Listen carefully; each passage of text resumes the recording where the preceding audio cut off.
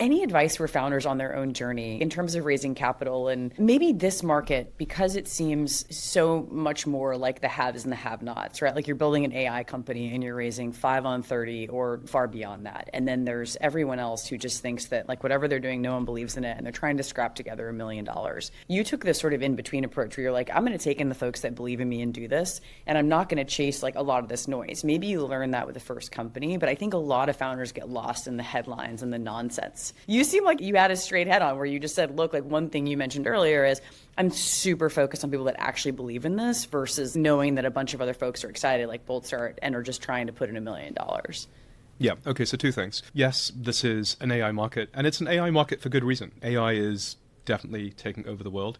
And so if you're a founder wishing you had an AI company and you're that early, well, then maybe you should have an AI company. Maybe you should be asking, what role are we building the copilot for? What role are we building the agent for? What pools of work or labor can we potentially automate and even maybe one day replace to some degree? What dislocation can we create in the way that people work? How can we go from software as a service to service as software? Can you do that in your space? And it can be hard, especially if you didn't want to start an AI company. One approach is to stop grumbling about it and become an AI company. And I think that's a pretty sane approach.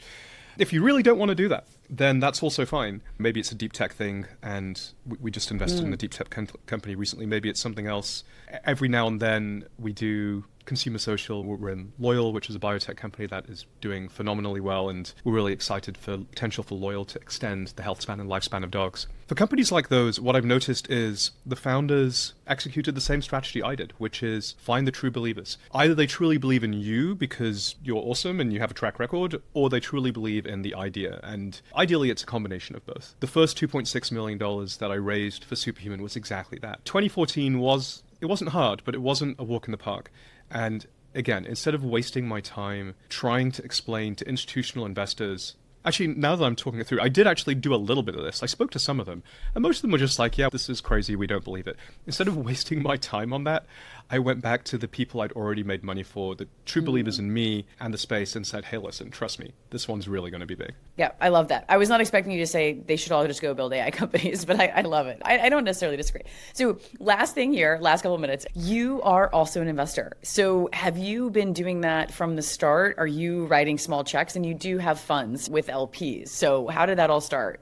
Yeah, it started angel investing. So I sold my last company, Reportive, to LinkedIn. Like I mentioned, that was back in 2012. And my vesting schedule at LinkedIn lasted about 30 months. I was there for about 20. And in order to stay sharp and smart, I wanted to be right adjacent to the best founders. And so I put it out there that I was going to do angel investing and just started to hang out with smart founders. And for me, it was social, it was fun, and again, it was staying smart. In doing so, as you know, you start to meet people with simpatico taste. You start to meet people who regularly recur in the same deals, other angel investors, and you start to figure out who your co-investors tend to be. And for me, one of those folks was Todd Goldberg, with whom I do the venture fund. And we were just solo angel investing for 4 or 5 years and had a lot of success together, picking a lot of great companies where we were individual angels on those cap tables. And then he came to me at one point, I think this was maybe 2019, and he said, hey, listen, I've been thinking about whether do I start my next company or do I go raise a venture fund? And I'd like to go raise a venture fund, and I'd like you, Rahul, to be an LP. And I said, well, cool, whatever you do, I'm in. What size fund are you thinking of raising? And he said 3 or 4 million. And I was like, that's ridiculous. That's tiny.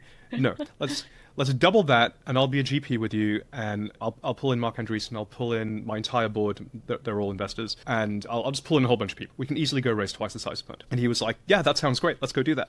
So we went and did that, and hence the Todd and Rahul Angel Fund, and that's gone really, really well. Fund 1 is trending excellently. The follow-on fund, which came after that, is doing fantastically. Fund 2, which is, weirdly enough, our third fund, is also doing great, and will shortly be going out to raise the next fund as well.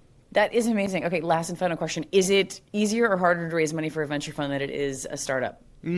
So this is my observation of all the founders I know who are raising and all the GPs who I know are raising. It is much easier for a founder to create scarcity in a company's cap table than it is for a GP to create scarcity in a fund. Because founders have, at least in the early stages, they have mechanics like safes where they can literally just close money today, tomorrow, the day after. And you can do that as a GP, but then you start your IRR clock ticking. And of course, there are ways around that. But you generally don't want to literally call the capital on the day that you closed it. You have to line everybody up and say, this is the date, boom, here we're going to go. Some of those folks will require an anchor tenant investor. Whereas for the most part, again, at the early stages, founders can just go collect angel checks or pre-seed fund checks or seed fund checks pretty easily. I also think that in terms of supply demand, there's a bit more demand for investing startup dollars than there is for investing fund dollars.